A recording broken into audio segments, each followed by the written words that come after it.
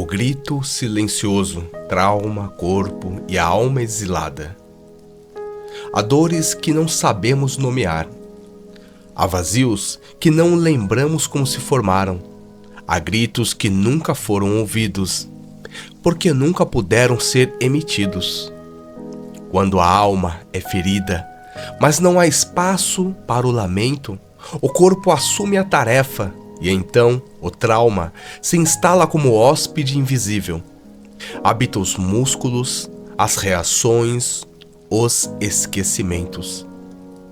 Hoje vamos abrir esse quarto trancado não para reviver a dor, mas para ouvi-la com reverência e talvez acolhê-la de volta à casa da alma. Trauma. A alma que foi expulsa do corpo. O trauma, do ponto de vista junguiano, não é apenas um evento impactante. É uma ruptura no fluxo simbólico da vida. É o momento em que a alma não consegue mais habitar plenamente o corpo e algo se fragmenta. Às vezes, o trauma é evidente, um abuso, uma perda, uma violência. Mas outras vezes, ele é subtilíssimo, algo extremamente sutil, fino, delicado. Um não olhar de uma mãe, um afeto negado, um grito reprimido no meio da infância. O corpo, neste contexto, se torna refúgio e prisão. Ele guarda a dor porque a consciência não pode. E assim nasce o grito silencioso, aquele que ecoa por décadas sem ser ouvido, mas que se manifesta em forma de tensões inexplicáveis, fobias, insônias, doenças recorrentes, ou mesmo um cansaço existencial sem nome. O corpo grita no lugar da psique e muitas vezes ninguém escuta. O corpo congelado, como o trauma aprisiona o movimento. Quem já viveu um trauma, mesmo que não se lembre conscientemente, carrega no corpo um registro de sobrevivência. O sistema nervoso congela, os músculos contraem e não relaxam mais, a respiração se torna curta, o olhar se esquiva, o peito não expande. É como se o corpo tivesse aprendido a viver escondido dentro de si mesmo. Peter Levine, um dos grandes estudiosos do trauma corporal, afirma: o trauma não está no evento, mas no sistema nervoso. Ou seja, o que adoece não é o que aconteceu, mas o que não pode ser processado. Na linguagem simbólica, isso quer dizer: a alma tentou contar uma história, mas foi silenciada, e então ela se escondeu nas dobras da carne. O corpo não se esquece, ele se cala, mas nunca se esquece. Memórias sem palavras, sonhos de um corpo ferido. Em muitos casos, o trauma não tem narrativa. A pessoa diz: não lembro, não sei por que me sinto assim.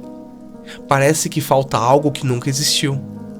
Essas são as memórias sem palavras, são fragmentos que ficaram retidos no corpo e que não conseguiram se tornar símbolo. Jung dizia: a alma fala através de imagens, mas quando o trauma impede essa transmutação, o que resta é o sistema cru. A boa notícia é: o corpo sonha por nós. Mesmo quando a mente esquece, o corpo traz imagens em sonhos, a sensação de estar preso em um lugar sem janelas, um monstro que se aproxima sem rosto, a sensação de querer gritar, mas estar sem voz. Esses sonhos são tentativas do self de trazer à tona o que foi exilado. São convites simbólicos para reentrar na caverna.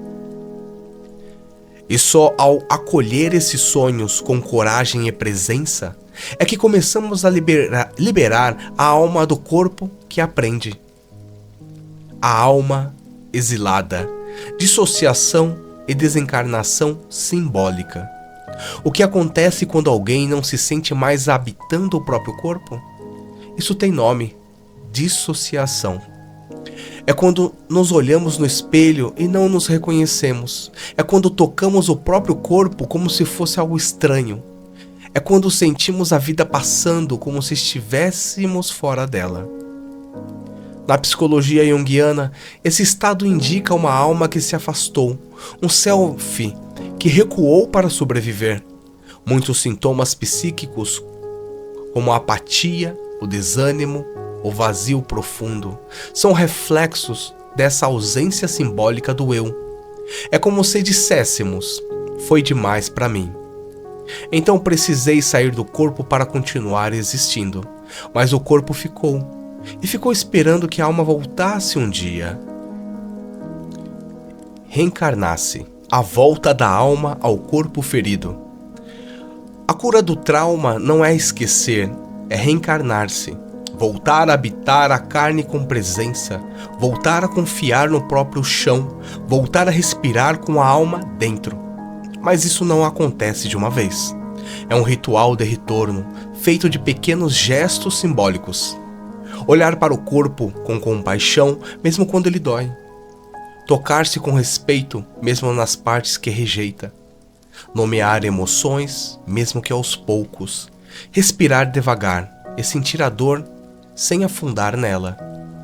Cada ato desses é um chamado à alma, cada gesto é um convite. Pode voltar, agora há espaço, agora há escuta.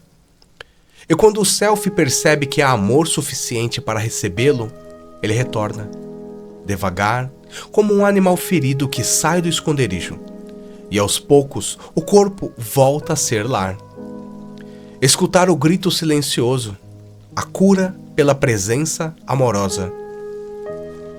O que mais cura o trauma não é uma técnica, é a presença amorosa. Isso pode vir de um terapeuta, de um ritual, de um gesto de alguém querido, mas no fundo, a presença mais curativa é a nossa própria.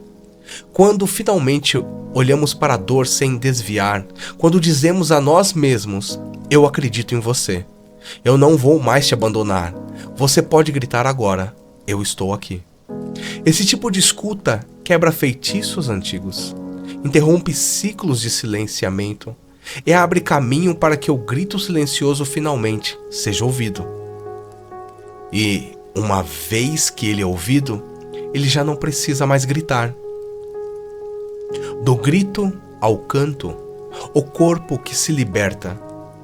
O mais belo dos milagres não é eliminar o trauma, é transfigurá-lo em arte. Muitos dos maiores músicos, poetas, pintores e dançarinos foram seres feridos que fizeram do próprio corpo um instrumento de transmutação simbólica. O grito se torna canto, a dor se torna dança, o silêncio se torna imagem, o trauma se torna ponte para o sagrado. E então, algo extraordinário acontece. O corpo já não é apenas abrigo da dor, mas expressão da alma em sua forma mais plena. Esse é o fim do exílio e o começo de uma nova escuta. Uma escuta do que antes era impossível ouvir. O trauma não é apenas ferida, é linguagem interditada, é um símbolo interdito. Quando abrimos espaço para escutá-lo, sem pressa, sem medo, e nesse processo o corpo se revela como templo, como o tambor que pulsa o invisível, como altar onde o self pode finalmente habitar. Porque onde houve silêncio, pode haver canção, e onde houve dor, pode nascer um símbolo. E para você que chegou até aqui, curte, compartilha e se inscreve no canal. Até o próximo.